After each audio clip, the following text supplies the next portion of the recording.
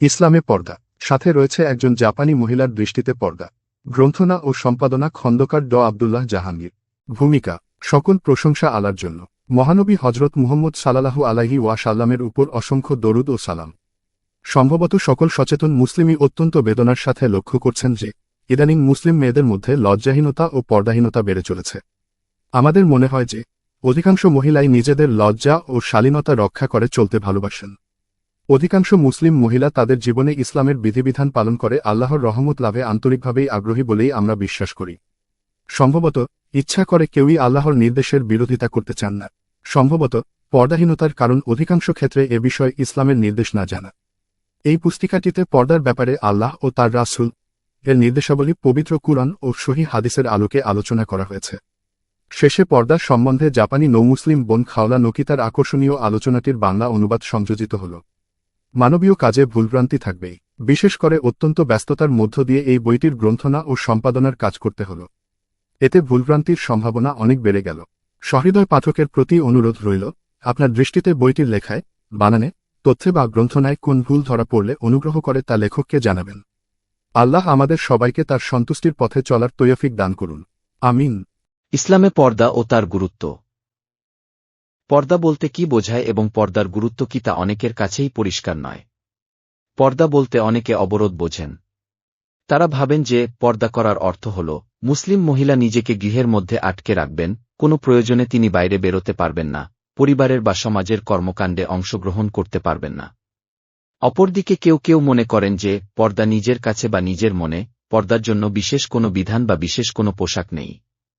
এ বিষয়ে আলেম বা প্রচারকদের মতামতকে তারা ধর্মান্ধতা বা বাড়াবাড়ি বলে মনে করেন। কেউ বা মনে করেন যে পর্দা করা ভালো, তবে বেপর্দা চলাফেরা কোনো পাপ বা অপরাধ নয় বা কঠিন কোনো অপরাধ বা কঠিন নয়।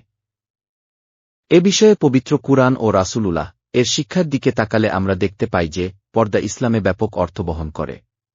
পবিত্র সামাজিক পরিবেশে সুন্দর আন্তরিক হেম্মতা ভালোবাসার অন্য পরিবার গঠনে ইসলামের বিভিন্ন বিধানাবলী সমষ্টিকেই মূলত এক কথায় পর্দা ব্যবস্থা বলা হয়। এর বিভিন্ন দিক রয়েছে, যেমন এক সমাজে অশ্লীলতার প্রসার ঘটতে পারে এরূপ সকল কথা বা কর্ম থেকে বিরত থাকা। 2 অশ্লীলতার প্রচার বা প্রসারমূলক কাজে লিপ্তদেরকে শাস্তি প্রদান। 3 সন্তানদেরকে পবিত্রতা ও সততার উপর প্রতিপালন করা এবং অশ্লীলতার প্ররোচক বা অহেতুক সুরসুরিমূলক সকল কর্ম, কথা বা দৃশ্য থেকে তাদেরকে দূরে রাখা। 4 কারো আবাসগৃহে বা বাড়িতে প্রবেশের পূর্বে অনুমতি গ্রহণের ব্যবস্থা এবং বিনা অনুমতিতে প্রবেশের নিষেধাজ্ঞা। 5 নারী ও পুরুষের শালীনতাপূর্ণ পোশাক পরিধান করা। 6 নারী পুরুষের অবাধ মেলামেশা বন্ধ করা। 7 সঠিক সময়ে প্রাপ্তবয়স্ক ছেলে মেয়েদেরকে বিবাহ দেওয়া। 8 দাম্পত্য জীবনে স্বামী স্ত্রীর মধ্যে বিশ্বস্ততা ও আন্তরিকতা বজায় রাখার ব্যবস্থা গ্রহণ করা। এ সকল বিষয়ে পবিত্র কুরআনে এবং হাদিস শরীফে বিস্তারিত আলোচনা রয়েছে। বিশেষ করে কুরআন করিমের সূরা নূরে পর্দার বিষয়গুলি আলোচিত হয়েছে। আমি সকল পাঠক পাঠিকাকে অনুরোধ করো সূরা নূর অধ্যয়ন করার জন্য। প্রয়োজনে কুরআন করিমের কোনো অনুবাদ বা তফসিরের সাহায্য গ্রহণ করুন। এই পুস্তিকার ছোট পরিসরে আমরা সকল বিষয় আলোচনা করতে পারব না, তাই এখানে শুধুমাত্র পোশাক ও সামাজিক মেলামেশার বিষয়ে কুরআন ও হাদিসের নির্দেশাবলী আলোচনা করব। প্রথমত, পোশাকের শালীনতা। ইসলাম নারী পুরুষ উভয়কেই শালীন পোশাক পরতে নির্দেশ দেয়। নারীদের ক্ষেত্রে পোশাকের ব্যাপকতা বেশি। যেখানে পুরুষদের জন্য ফরজ বা অত্যাবশ্যকীয় যে তারা নাভি থেকে হাঁটু পর্যন্ত শরীরটুকু ঢেকে রাখবেন, বাকি অংশ ঢেকে রাখা সামাজিকতা ও শালীনতার অংশ, ফরজ নয়। অপরদিকে মহিলাদের জন্য আল্লাহ পুরো শরীর আবৃত করা ফরজ বা অত্যাবশ্যকীয় করেছেন। এর কারণ বোঝাতে আমার ব্যক্তিগত অভিজ্ঞতার একটি গল্প না বলে পারছি না। রিয়াদে অবস্থানকালে আমি একটি ইসলামিক সেন্টারে প্রচারকের কাজ করতাম। 1996 সালের দিকে একদিন এক ব্রিটিশ ভদ্রলোক আমার কাছে ইসলাম সম্পর্কে জানতে আসলেন। আলোচনার এক পর্যায়ে তিনি বললেন তিনি ইসলামের একত্ববাদকে সঠিক ও বৈজ্ঞানিক বলে বিশ্বাস করেন। তবে তিনি মনে করেন যে ইসলামে পর্দার বিধান দিয়ে নারীদের প্রতি অবিচার করা হয়েছে। অকারণে তাদেরকে সারা শরীর ঢেকে রাখার বিধান দেওয়া হয়েছে এবং সমাজ থেকে বিচ্ছিন্ন রাখা হয়েছে।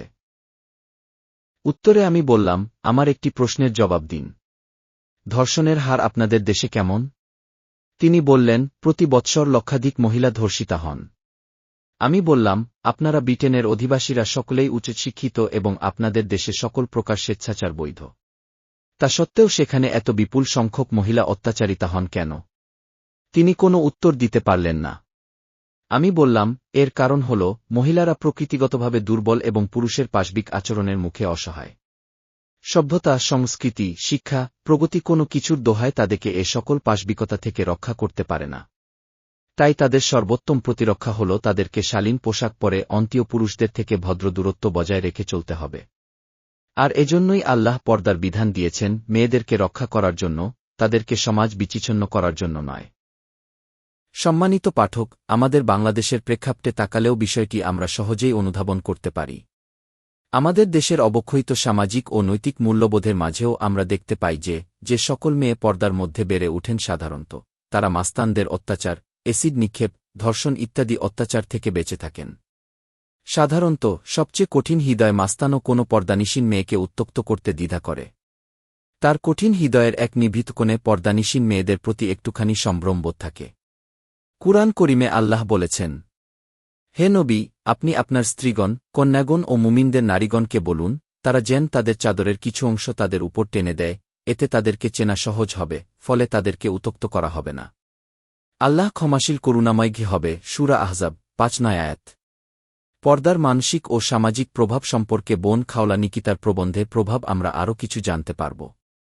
এখন আমরা মহিলাদের পোশাকের বিষয়ে ইসলামের নির্দেশাবলী আলোচনা করব। মেয়েদের পোশাক।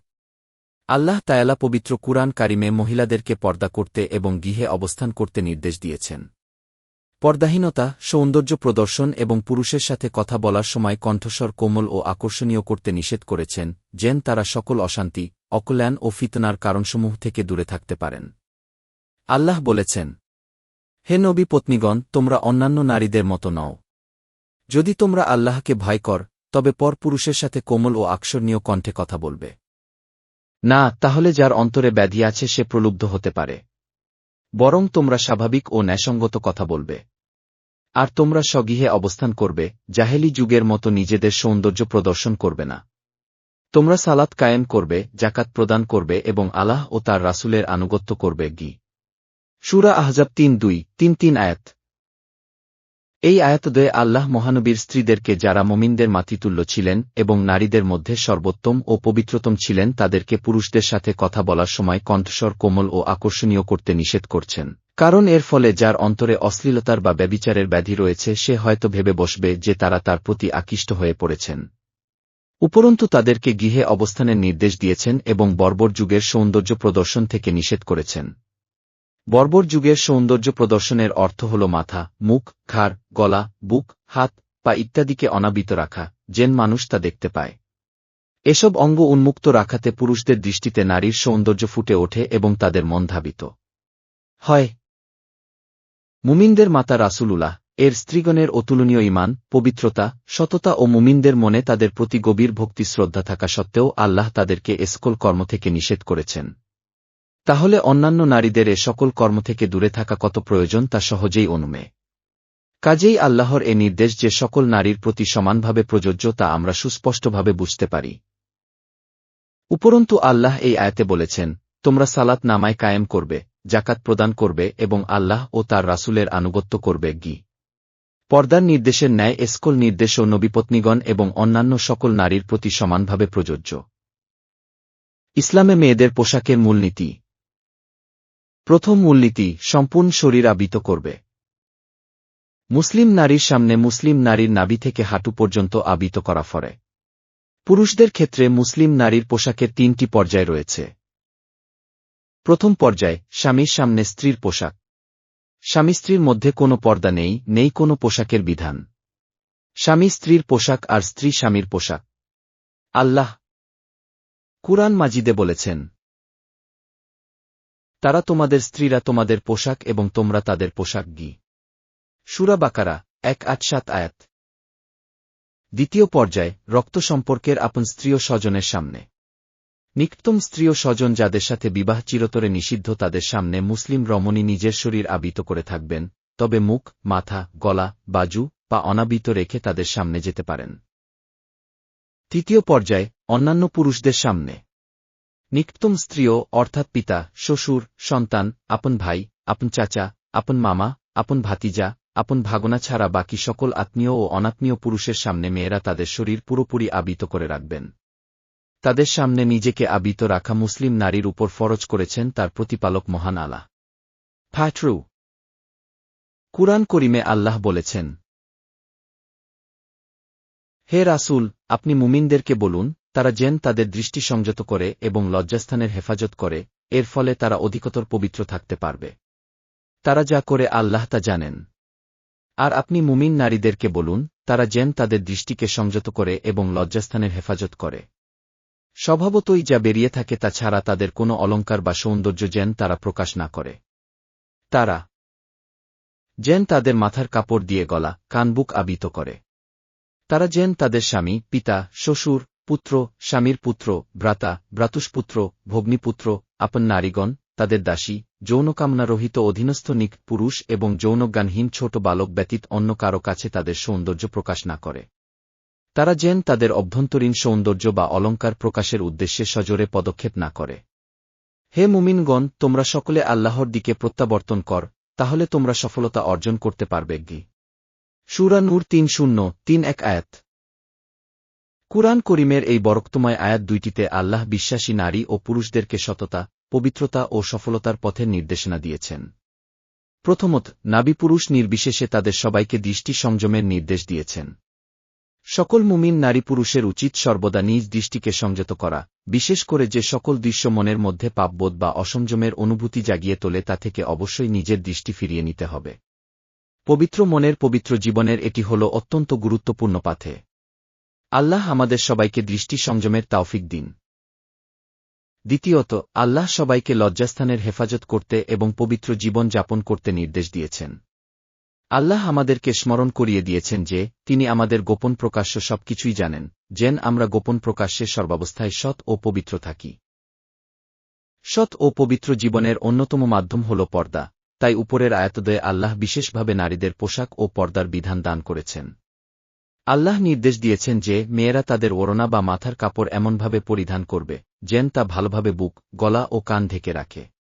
আর তারা যেন কি স্বভাবতই যা বেরিয়ে থাকে কি তা ছাড়া তাদের কোনো সৌন্দর্য প্রকাশ না করে। স্বভাবতই বেরিয়ে থাকে বলতে সাধারণত পোশাক বোঝান হয়। কোনো মুফাসসির ও ইমাম বলেছেন যে মুখমণ্ডল ও কবজি পর্যন্ত দুহাত কি স্বভাবতই বেরিয়ে থাকা অঙ্গ। তার বলেন, যদি কোনো মহিলার মুখে কোনো অলংকার বা প্রসাধন না থাকে তাহলে তিনি তার মুখ ও হাত খুলে রাখতে পারবেন, তবে তা ঢেকে রাখা উত্তম। ইমাম আবু হানিফা ইমাম তাবারি প্রমুখ ইমাম এই মত পোষণ করতেন। তাদের মতে মুখ ও কবজি পর্যন্ত হাত অনাবৃত রাখা স্বাভাবিক অবস্থায় জায়েজ। ইমাম শাফেঈ, আহমদ ইবনে হাম্বল ও অন্যান্য ইমামের মতে শরীরের অন্যান্য অংশের ন্যায় মুখ ঢেকে রাখাও ফরজ। ফেতনা বা সামাজিক অনাচারের ভয় থাকলে সবার মতেই মুখ ঢেকে রাখা ফরজ। এখানে মনে রাখা দরকার যে এ মতবিরোধ শুধু মুখ ও হাতের বিষয়ে। মাথার চুল থেকে পা পর্যন্ত শরীরের বাকি অংশ আবৃত করা যে মেয়েদের জন্য ফরজ সে বিষয়ে সকল ইমাম, আলিম ও মুসলিম উম্মাহ একমত। মহান আল্লাহ কুরআন করিমে এরশাদ করেছেন, হে নবী, আপনি আপনার স্ত্রীদেরকে, আপনার কন্যাদেরকে ও মুমিন নারীদেরকে বলুন, তারা যেন তাদের চাদরের কিছু অংশ নিজেদের উপর টেনে দেয়। এতে তাদেরকে চেনা সহজ হবে, ফলে তাদেরকে কষ্ট প্রদান করা হবে না।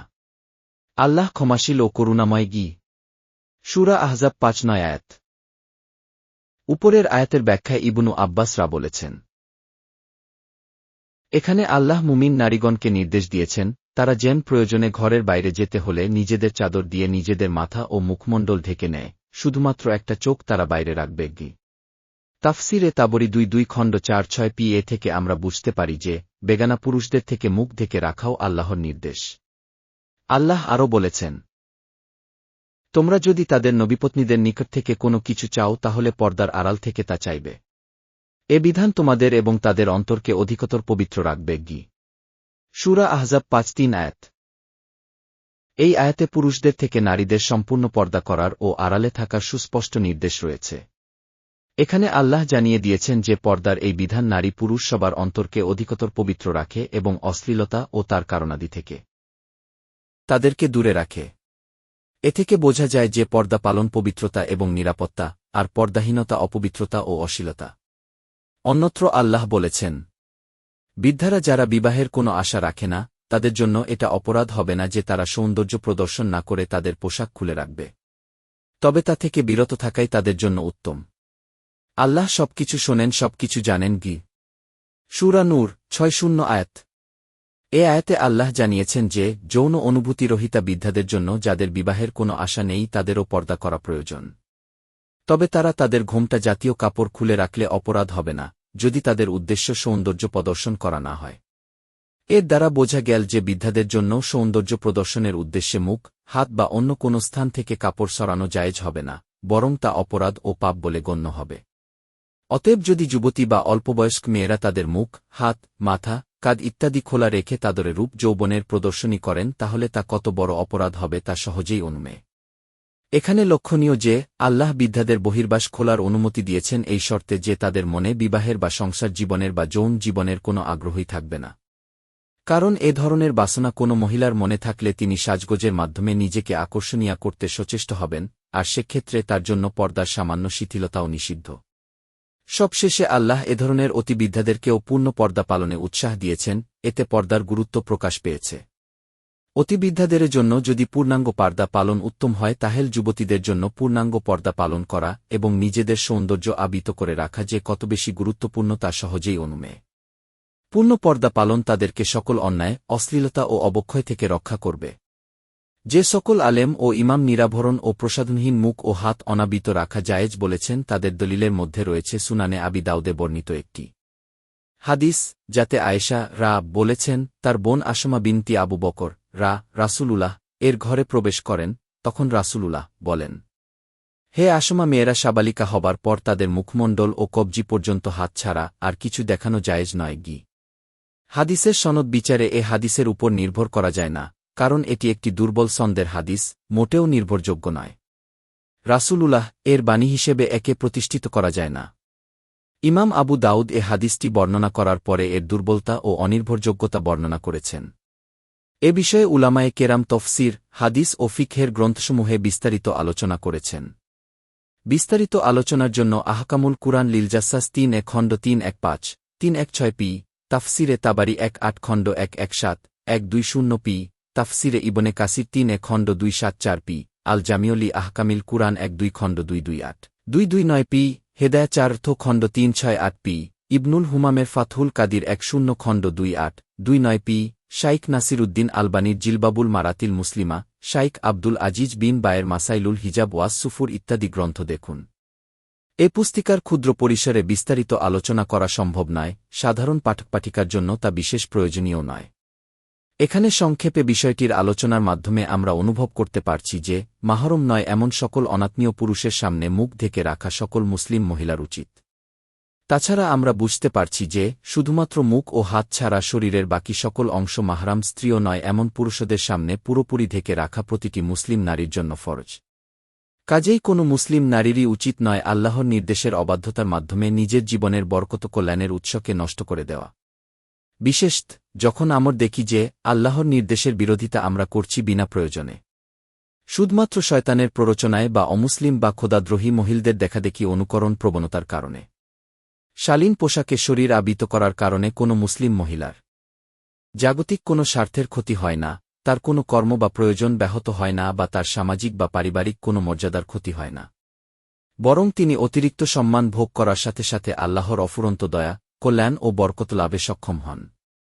উপরে উল্লেখিত আয়াতদ্বয়ের শেষে আল্লাহ বলেছেন যে দৃষ্টিসংযম করা, পর্দা পালন করা ও লজ্জাস্থানের হিফাজত করা দুনিয়া ও আখেরাতের পবিত্রতা ও সফলতা অর্জনের উপায়। এ থেকে দূরে সরে গেলে ধ্বংস ও শাস্তি অনিবার্য। আল্লাহ আমাদেরকে সফলতার পথে চলার তৌফিক দান করুন এবং ধ্বংসের পথ থেকে আমাদের দূরে রাখুন। আমিন। আয়াতদ্বয়ের শেষে আল্লাহ বলেছেন, মানুষ যা কিছু করে তা সবই তিনি জানেন, তার কাছে কিছুই গোপনীয় নয়। এতে মুমিনদেরকে সতর্ক করা হয়েছে তারা যেন এমন কোনো কর্ম না করেন যা আল্লাহ নিষিদ্ধ করেছেন, আর আল্লাহ নির্দেশ দিয়েছেন এমন কোনো কর্ম পালনে যেন তারা অবহেলা না করেন। কারণ আল্লাহ তাদের দেখতে পান, তাদের সকল ভালমন্দ কর্ম সম্পর্কে তিনি অবগত আছেন। অন্যত্র আল্লাহ বলেছেন, চক্ষুর গোপন চাউনি ও অন্তরে যা গোপন আছে তা তিনি জানেন। সূরা মুমিন ১-৯ আয়াত। অন্য আয়াতে তিনি বলেছেন, তুমি যে কোনো কর্মে রত হও তৎসম্পর্কে কুরআন থেকে যা কিছু আবৃত্তি কর এবং তোমরা যে কার্যই কর সবকিছুতেই আমি তোমাদের পরিদর্শক যখন তোমরা তাতে প্রবৃত্ত হও। সূরা ইউনুস 6:1 আয়াত। বান্দার উপর তো এটাই দায়িত্ব যে সে তার প্রভুকে ভয় করে চলবে, তার মনে সর্বদা এই লজ্জা থাকবে যে তার প্রভু যেন তাকে কোনো অন্যায় কাজে লিপ্ত দেখতে না পান অথবা তার নির্দেশিত দায়িত্ব পালন থেকে তাকে যেন দূরে না দেখেন। দ্বিতীয় মূলনীতি, পোশাক ঢিলেঢালা ও স্বাভাবিক কাপড়ের হবে।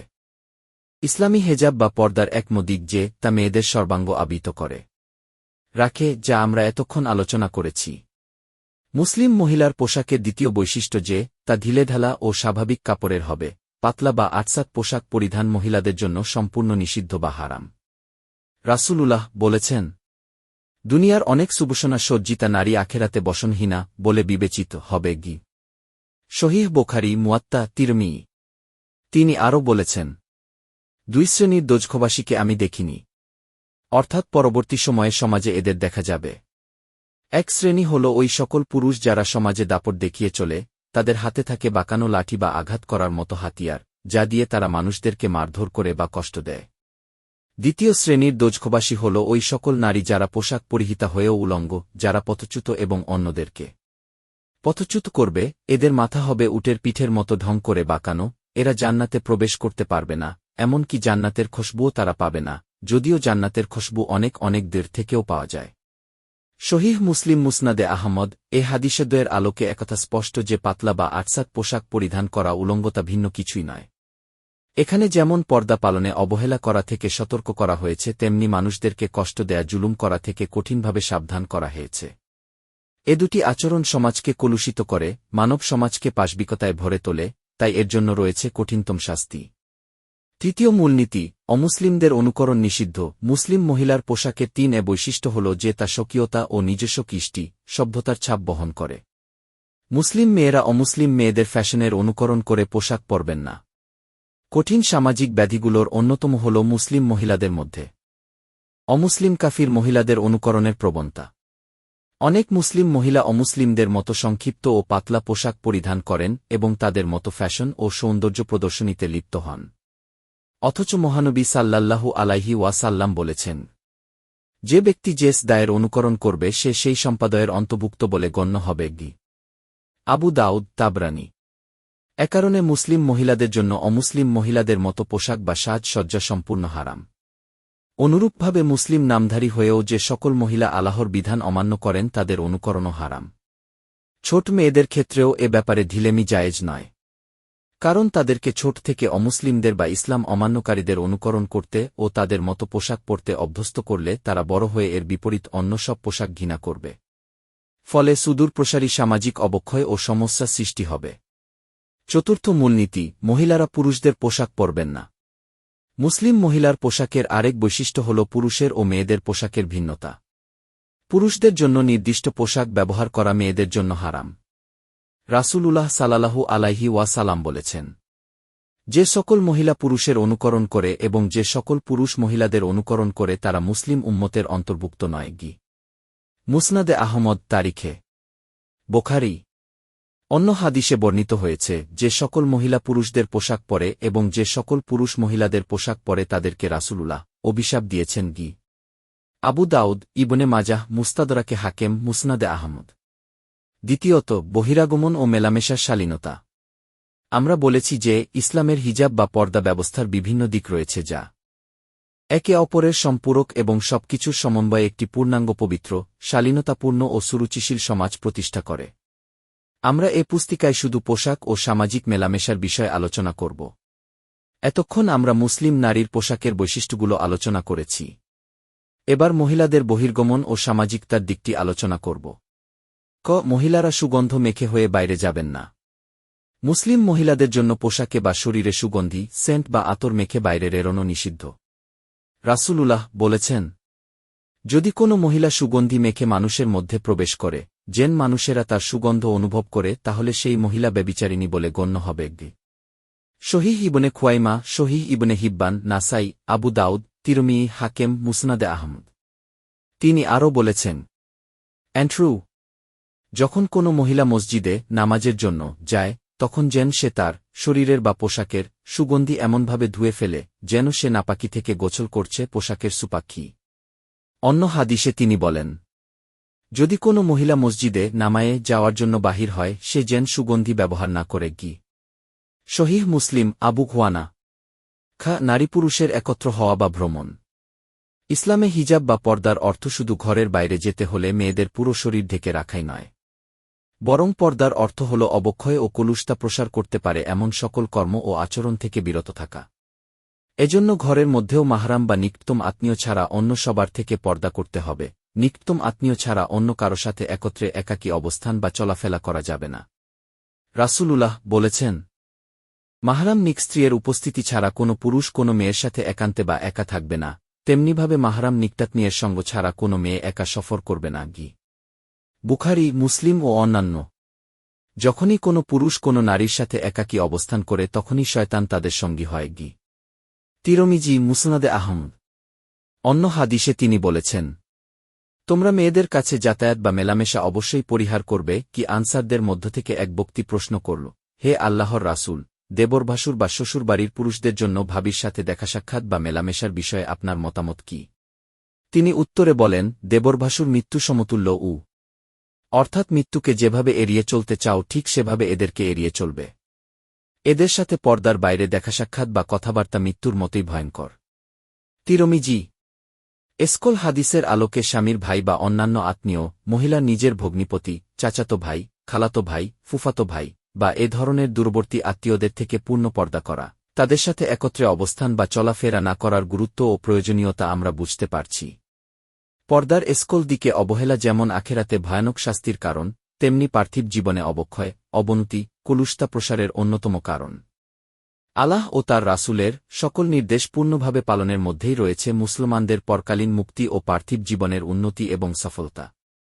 নারী সমাজের প্রতি পুরুষদের দায়িত্ব। আমরা এতক্ষণে মুসলিম মেয়েদের পোশাক, বহিরাগমন ও সামাজিক চলাফেরা মেলামেশা সম্পর্কে মহান আল্লাহ ও তার প্রিয়তম রাসূল মুহাম্মাদের নির্দেশাবলী জানতে পারলাম। এ সকল নির্দেশ পালন করা যেমন সকল মুসলিম নারীর উপর অত্যাবশ্যকীয় দায়িত্ব, তেমনি সমাজের পুরুষদের দায়িত্ব হল আল্লাহর পথে চলতে তাদেরকে উদ্বুদ্ধ ও উৎসাহিত করা। বস্তুত পর্দার বিধান পালন করা যেমন মেয়েদের উপর দায়িত্ব, তেমনি পুরুষদের উপরও দায়িত্ব। উপরন্তু পুরুষদের উপর দায়িত্ব হল মেয়েদেরকে সঠিক পথে পরিচালিত করা। যদি মেয়েরা পর্দা পালন না করেন আর পুরুষেরা চুপ থাকেন তাহলে তারাও সমান পাপী হবেন এবং আল্লাহর শাস্তির মুখোমুখি হবেন। নারী ও পুরুষের সমন্বয়ে মানব সমাজ। নারীদের সংস্কার ও পবিত্রতা ব্যতিরেকে সামাজিক পবিত্রতা অর্জন অসম্ভব। আর তাদের পবিত্র জীবনযাপনের ক্ষেত্রে পুরুষদের দায়িত্ব অপরিসীম। কারণ পারিবারিক ও সামাজিকভাবে পুরুষেরা মেয়েদের মনমানসিকতা ও চালচলন শুধু প্রভাবিতই করে না বরং নিয়ন্ত্রিত করে। বিভিন্ন যুগে ও সমাজে পুরুষেরা নিজেদের কামনা ও অভিরুচি চরিতার্থ করতে মেয়েদেরকে শালীনতার বাইরে বেরোতে উৎসাহিত করেছে। ফলে সামাজিক অবক্ষয় ঘটেছে, ছড়িয়ে পড়েছে সমাজের রন্ধ্রে রন্ধ্রে পঙ্কিলতা ও অশ্লীলতা। বস্তুত নারীর প্রতি পুরুষের এ দায়িত্ব এক কঠিন পরীক্ষা। সামাজিক পবিত্রতা ও মানব জাতির স্থায়ী কল্যাণের জন্য যিনি নিজের কামনাবাসনাকে দূরে ঠেলে দিয়ে নারীজাতিকে শালীনতা ও পবিত্রতার পথে উৎসাহিত করতে পারলেন তিনি এ পরীক্ষায় উত্তীর্ণ হলেন। মহানবী সাল্লাল্লাহু আলাইহি ওয়াসাল্লাম বলেছেন, পুরুষের জন্য নারীর চেয়ে ক্ষতিকর ও কষ্টকর কোনো পরীক্ষা আমি রেখে যাচ্ছি না গি। বুখারী, মুসলিম ও অন্যান্য। অন্য হাদিসে তিনি বলেছেন, এই দুনিয়া সুন্দর শ্যামল আবাসস্থল, আল্লাহ তোমাদেরকে এখানে স্থলাভিষিক্ত করে পাঠিয়েছেন, তোমরা কে কি কর্মকর্তা তিনি দেখবেন। অতএব তোমরা পার্থিব জীবনের প্রলোভন থেকে এবং নারীকৃত প্রলোভন থেকে নিজেদেরকে রক্ষা করবে, কারণ এ পথেই সমাজের অবক্ষয় নেমে আসে। যেমন ইহুদিদের মধ্যে প্রথম অশান্তি ও অবক্ষয় এসেছিল নারীকৃত কারণে গি।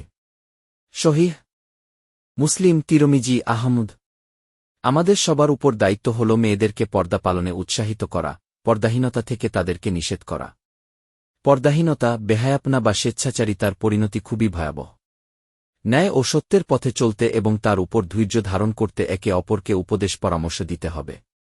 মনে রাখতে হবে আল্লাহ সবাইকে এ ব্যাপারে জিজ্ঞাসাবাদ করবেন এবং কর্ম অনুসারে প্রতিফল প্রদান করবেন। মুসলমানদের দায়িত্ব যে তারা নিজেরা আল্লাহকে ভয় করে তার নির্দেশিত পথে চলবেন, উপরন্তু সমাজের অন্য সকলকে, বিশেষত নিজেদের অধীনস্থদের আল্লাহর পথে পরিচালিত করবেন। এভাবে আল্লাহর গজব থেকে কঠিন শাস্তি থেকে আরক্ষা করতে পারবেন তারা। রাসূলুল্লাহ বলেন, যখন মানুষেরা অন্যায় দেখেও তা পরিবর্তন বা সংশোধন করবে না তখন যে কোনো সময় আল্লাহর শাস্তি তাদের সবাইকে গ্রাস করবে। তিরমিজি, আবু দাউদ, ইবনে মাজাহ, মুসনাদে আহমদ, আন্না। তিনি আরও বলেন, ইসরায়েল সন্তানদের, ইহুদি জাতির মধ্যে সর্বপ্রথম দুর্বলতা আসল এভাবে যে, তাদের সমাজের একজন অপরজনকে অন্যায় কাজে জড়িত দেখলে বলত, আপনি আল্লাহকে ভয় করুন এবং যা করছেন তা পরিত্যাগ করুন, এ কাজ আপনার জন্য বৈধ নয়। এরপর পরদিন তাকে দেখত তার খারাপ লোকটির অন্যায় তাকে ভালোবাসাত লোকটিকে তার সাথে সামাজিক সম্পর্ক রাখতে বাধা দিত না। অন্যায়ে জড়িত থাকা সত্ত্বেও সে তার সাথে একত্রে উঠাবসা, খাওয়া দাওয়া ও সামাজিকতা করত। যখন তারা এরূপ করতে লাগল, তখন আল্লাহ তাদের সামাজিক সম্প্রীতি ও ঐক্য নষ্ট করে দেন, তাদের মধ্যে বিভেদ, কলহ ও বৈরিতা সৃষ্টি করে দেন। একথা বলার পরে রাসূলুল্লাহ কুরআনের আয়াত তিলাওয়াত করেন, ইসরায়েল সন্তানদের মধ্য থেকে যারা কুফরি করেছিল তারা দাউদ ও মরিয়ম পুত্র ঈসা কর্তৃক অভিশপ্ত হয়েছিল, এ কারণে যে তারা অবাধ্য হয়েছিল এবং সীমা লঙ্ঘন করেছিল। তাদের মধ্যে সংঘটিত অন্যায় ও গর্হিত কাজ থেকে তারা একে অপরকে নিষেধ করত না। তাদের এই আচরণ ছিল অত্যন্ত নিকৃষ্টই। সূরা মাইদা ৭-৮-৭-৯ আয়াত। আয়াত পাঠ শেষে রাসূলুল্লাহ আবার বলেন, মহান আল্লাহর কসম করে বলছি, তোমরা অবশ্যই সৎকর্মের আদেশ করবে, অন্যায় থেকে নিষেধ করবে, অন্যায়কারী বা অত্যাচারীকে হাত ধরে বাধা দান করবে, তাকে সঠিক পথে ফিরে আসতে বাধ্য করবে এবং তাকে ন্যায় ও সত্যের মধ্যে থাকতে বাধ্য করবে। যদি তোমরা তা না কর তাহলে আল্লাহ তোমাদের মধ্যে পরস্পর বিরোধিতা ও শত্রুতা সৃষ্টি করে দেবেন এবং তোমাদেরকে অভিশপ্ত করবেন যেমন ইসরায়েল সন্তানদেরকে অভিশপ্ত করেছিলেন। তিরমিজি, আবু দাউদ, মুসনাদে আহমদ। তিনি আরও বলেছেন, যার হাতে আমার জীবন সেই মহান আল্লাহর নামে শপথ করে বলছি, তোমরা অবশ্যই সৎকর্মের আদেশ করবে, অন্যায় থেকে নিষেধ করবে, তা না হলে আল্লাহ অচিরেই তোমাদের সবার উপর তার গজব ও শাস্তি পাঠাবেন, যে শাস্তি ভালোমন্দ সকল মানুষকে গ্রাস করবে। তারপর তোমরা আল্লাহকে ডাকবে, কিন্তু তিনি তোমাদের ডাকে সাড়া দিবেন না, তোমাদের দোয়া কবুল করবেন না। তিরমিজি, অন্য হাদিসে রাসূলুল্লাহ বলেন, তোমাদের কেউ যদি কোনো অন্যায় দেখতে পায় তবে সে তাকে তার বাহুবল দিয়ে পরিবর্তন করবে। যদি তাতে সক্ষম না হয় তাহলে সে তার বক্তব্যের মাধ্যমে তা পরিবর্তন করবে। এতেও যদি সক্ষম না হয় তাহলে সে তার অন্তর দিয়ে তার পরিবর্তন কামনা করবে, আর এটাই হল ঈমানের দুর্বলতম পর্যায়। মুসলিম, নাসাই, ইবনে মাজাহ, মুসনাদে আহমদ। শাসক গোষ্ঠী, প্রশাসনের সাথে জড়িত ব্যক্তিবর্গ, আঞ্চলিক প্রশাসকগণ, বিচারকগণ, আলেমগণ, শিক্ষিত বুদ্ধিজীবীগণ ও সমাজের অন্যান্য প্রভাবশালী ব্যক্তিদের দায়িত্ব এসকল বিষয়ে অন্যদের চেয়ে বেশি, তাদের জন্য আশঙ্কাও বেশি। তাদের মধ্যে কেউ যদি দায়িত্ব পালন না করে নিশ্চুপ থাকেন তবে তার পরিণতি হবে কঠিন ও ভয়াবহ। কিন্তু এর অর্থ এই নয় যে অন্যায় ও অসৎকর্মের প্রতিবাদ করা শুধুমাত্র এদেরই দায়িত্ব, বরং তা সকল মুসলমানের দায়িত্ব। মেয়েদের অভিভাবকদের দায়িত্ব সবচেয়ে বেশি। তাদেরকে এ ব্যাপারে খুবই কড়াকড়ি করতে হবে। যারা এ বিষয়ে ঢিলেমি করেন তাদের সাথেও কড়াকড়ি করতে হবে। রাসূলুল্লাহ বলেছেন, আল্লাহ আমার আগে যখনই কোনো নবী প্রেরণ করেছেন, তার উম্মতদের মধ্য থেকে কিছু লোক তার একনিষ্ঠ সাহায্যকারী ও সঙ্গী হয়েছেন, যারা তার সুন্নাত আঁকড়ে ধরেছেন এবং তার নির্দেশ মতো চলেছেন। পরবর্তীকালে তাদের মধ্যে এমন সব লোক দেখা দেয় যারা মুখে যা বলে কর্মে তা করে না, আর যে সকল কাজ তাদেরকে করতে বলা হয়নি সে সকল কাজ তারা করে। মুমিনদের দায়িত্ব হল সর্বশক্তি দিয়ে এ ধরনের লোকদের প্রতিরোধ করা। যে ব্যক্তি বাহুবল দিয়ে তাদের সাথে যথাশক্তি বিরোধিতা করবে সে মুমিন, যে ব্যক্তি বাকশক্তি ও বক্তব্যের মাধ্যমে যথাশক্তি এদের বিরোধিতা করবে সেও মুমিন। যে ব্যক্তি অন্তর দিয়ে যথাশক্তি তাদের বিরোধিতা করবে সেও মুমিন। এর বাইরে আর সরিষার দানা পরিমাণ আমানও নেই। মুসলিম, মুসনাদে আহমদ। এ হাদিসের আলোকে আমরা বুঝতে পারছি যারা পর্দার ব্যাপারে ঢিলেমি করেন তাদের সাথে কড়াকড়ি করা ও তাদের বিরুদ্ধে যথাসাধ্য শক্ত পদক্ষেপ নেওয়া আমাদের ঈমানী দায়িত্ব। প্রার্থনা করি, আল্লাহ আমাদেরকে সকল মুসলিমকে সে সকল কর্ম করার তৌফিক দান করেন যে সকল কর্মে দেশ, জাতি ও সকল মানুষের কল্যাণ নিহিত রয়েছে। নিশ্চয়ই আল্লাহ সর্বশক্তিমান ও প্রার্থনা কবুলকারী। তিনিই আমাদের একমাত্র সহায়ক ও অবলম্বন। সম্মানিত পাঠক পাঠিকা, অনুধাবনের অভাব অথবা ইসলাম বিরোধী প্রচারণার ফলে আমাদের অনেকের কাছে হয়তো মনে হবে, পর্দা করলে মেয়েদের কষ্ট হয় বা তা একটি বাড়তি বোঝা, অথবা পর্দা হয়তো আধুনিক সভ্যতা বা সভ্য মানসিকতার সাথে খাপ খায় না। অথচ আমেরিকায়, ইউরোপে, আফ্রিকায় ও এশিয়ার বিভিন্ন অমুসলিম দেশের অসংখ্য মহিলা প্রতি বৎসর ইসলাম গ্রহণ করছেন এবং স্বেচ্ছায় পাশ্চাত্যের তথাকথিত স্বাধীনতা ও স্বেচ্ছাচারিতা ছেড়ে ইসলামের পর্দা ব্যবস্থা গ্রহণ করছেন। সকল পরিসংখ্যানে আমরা দেখতে পাই যে বিভিন্ন অমুসলিম দেশে ছেলেদের চেয়ে মেয়েদের মধ্যে ইসলাম গ্রহণের হার বেশি। পর্দা যদি বোঝা হবে অথবা আধুনিক সভ্যতার পরিপন্থী হবে তাহলে কেন তারা স্বেচ্ছায় তা গ্রহণ করছেন? আসুন আমরা এ ধরনের একজন মহিলার কথা পড়ি, সত্যের আহ্বানে যার অন্তর সাড়া দিয়েছিল, তিনি ইসলাম গ্রহণ করেছেন এবং পর্দা করেছেন। ইসলামী হিজাব বা পর্দা সম্পর্কে তার মনের অনুভূতি কি ছিল তা জানার চেষ্টা করি।